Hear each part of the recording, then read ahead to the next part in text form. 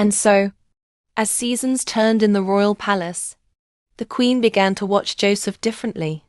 What once was care became curiosity. What once was kindness became longing.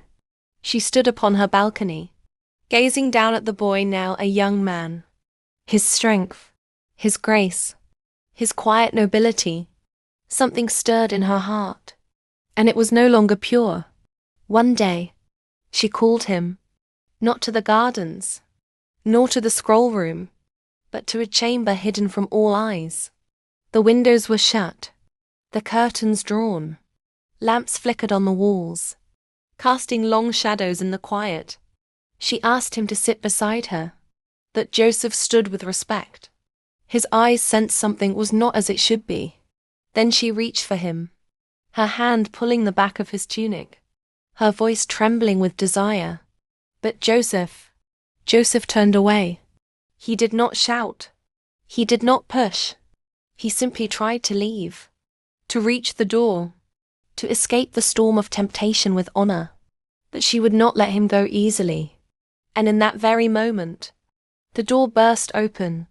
The king stood still, eyes wide, heart struck by what he saw. Joseph turned toward him, breath steady. The queen stepped back, her face transforming, from desperation to deceit, and with a single pointed finger, she cast blame on the one who resisted. He tried to harm me, she cried. He came to me against my will. But the king said nothing. He looked at Joseph, the boy he raised as a son. Then he looked at his queen. His heart clouded with doubt. Joseph spoke no word, for truth he knew would shine on its own. And then, from the silence, a voice rose, not from man, nor from woman, but from a child, an infant held in the arms of a servant. His lips moved, his eyes alight with wisdom not of this world. He said, "Look to the shirt. If it is torn from the front, he is guilty. But if from the back, she lies."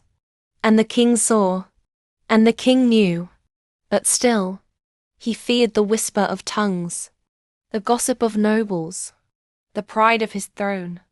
And so though he did not believe her, and so, the whispers spread across the city, tales of the queen's longing for her servant Yusuf.